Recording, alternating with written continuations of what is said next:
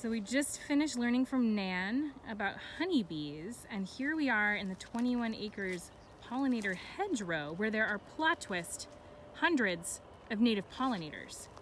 And every pollinating plant or angiosperm has a perfect pollinator pair. And we're gonna learn a little bit more from Jess over here. Hey Jess. Hey guys. Hey. We're just checking out the pollinator hedgerow. Can you share a little bit about what this is? I'd love to. So this is our pollinator hedgerow.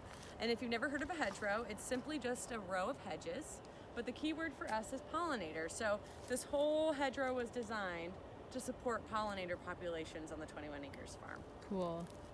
And how does it support pollinators? So two basic functions. The first is that it has lots of food or forage for pollinators. For instance, this loop in here, there's a bumblebee that's currently picking up a bunch of pollen and nectar.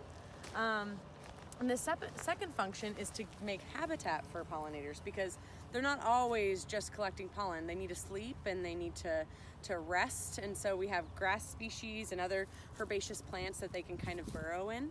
Cool. And I noticed that a lot of the flowers here aren't in bloom yet. Why is that? Well, that's a key observation. So we want to make sure that things are blooming different times during the year, because we want to make sure that there's food for pollinators from the earliest part of spring to the latest part of fall. So we've already had our early spring camas come up, and now our lupin is already blooming, as well as our serviceberry.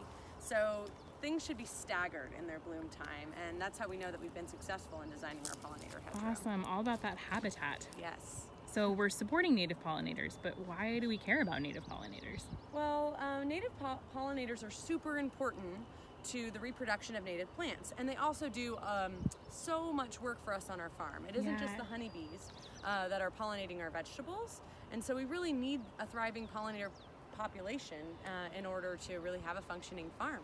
And it's important to think about pollinators as this large group. I mean, there's not just honeybees, there is bumblebees and sweat bees and miner bees and digger bees and leafcutter bees, and then there's beetles and moths and butterflies.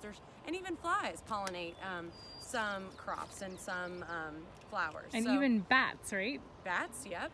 There's all kinds of pollinators in the natural world. Incredible. And I'm noticing that we're just, right next to the fields here.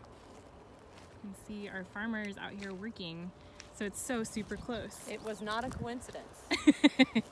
And earlier you were sharing with me that they actually help the farm out. They do. Beyond pollinating. Yes.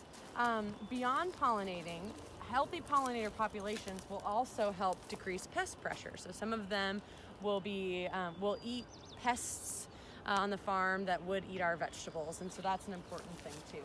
And if you could just imagine a person pollinating every single berry flower or every single tomato flower, that would just be crazy. It's too much work. Too much work. We need the pollinators. Yeah. Incredible.